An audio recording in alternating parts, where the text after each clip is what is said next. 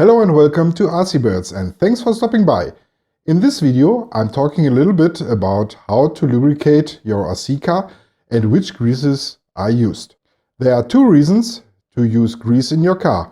First is protection against wear, and second is the reducing of the mechanical resistances. And you get two effects out of this. First, the car runs faster, and second, the car runs longer. What do you have to grease?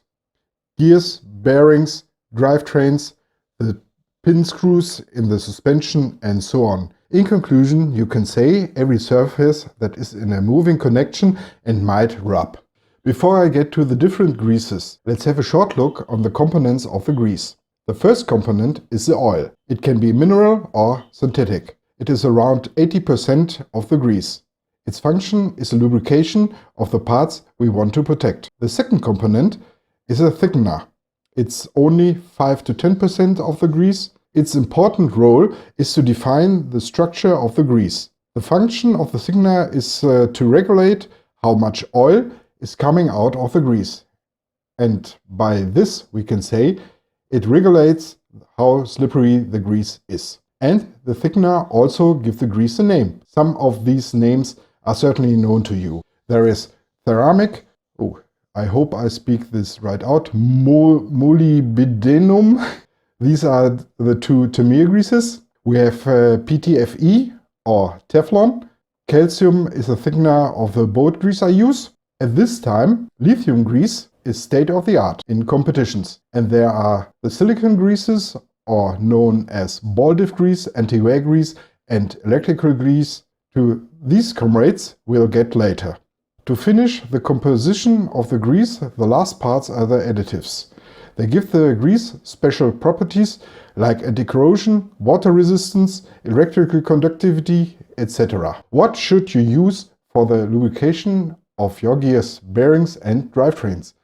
Most of the greases which are suitable are called white greases, because this is a color. There are other colors for other areas of application, mostly used in the industry and not so easy to get, or in quantities that your grandchildren and their grandchildren still can use. And the white greases have the properties not to damage the metal or plastic parts in your models. They are mostly harmless. So the recommendation is to use greases the model manufacturer recommends. Unfortunately, the quantities are for most of us not enough, and the prices are relatively high. So you find alternatives on the usual internet marketplaces. I use boat grease with calcium thickener because it has very good anti-corrosion characteristics. Some other drivers, especially when they are engaged in competitions, love the lithium grease because of the thermal characteristics. Somehow it's a kind of religion which grease is the best. All are good and work fine for the hobbyists. The important point is better to use more grease than the manual recommends. The white grease will distribute itself just from the first run, but you get the safety that everything is lubricated. Areas of application are the gears for sure, gear axles, bearings, drive shafts, suspension, swivel points. In summary, you can say on every point where two surfaces rub at each other. Don't be shy to grease. If some grease is sticking out, remove it with a paper towel, and of course you can apply the white grease at the edges where the two halves of your gearbox are connected. This is done for sealing purposes. So the white grease is great. It fits to the most parts of your RC car to lubricate and protect the parts to ensure a smooth run of all moving parts. But now I take a short look on the grease, which I never recommend for these purposes. These are the silicate-based greases. They have a very odd characteristic. They are sticky, I mean really sticky, but this is exactly what they should be. I keep it up to 3 representatives. First is the electrical or plug grease. It should improve the current flow, keep away dirt and fill up gaps at the point of the contact. As we used mechanical speed controllers back in the 80s, this was a very common, but in our time it's hard to find. I name it just for completion. The second is the anti-wear grease. It's used to seal little holes in the gearbox. But don't use it for repairing of cracks. If your gearbox is broken, replace it. Most of all anti-wear grease is used when parts suddenly push at each other, like dog bones in drive caps. So in this case, the part should be protected, or if wear cannot prevent it, this grease seals the harmed surfaces. Use it never for gears. First, it's very sticky, and second, there are metal particles in it. The third kind of silicone grease I like to mention is the ball diff grease. It's put it on the diff rings and the balls. You want some kind of lubrication, but you don't want slip between the balls and the rings. Ball diffs wear out because of the construction.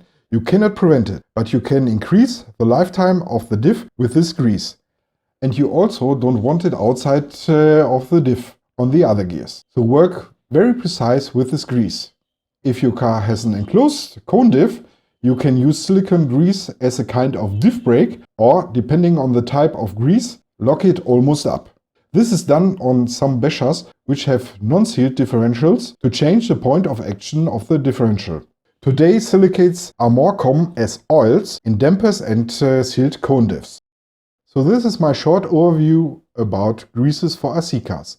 For sure there might be some more, and everyone has his own philosophy. But for us hobbyists, white grease will do on the most parts of our cars. I thank you for watching. If you got questions, write it down in the comments. If you like this video, please give a thumbs up and subscribe to my channel. This will really help me out. See you soon on RC Birds.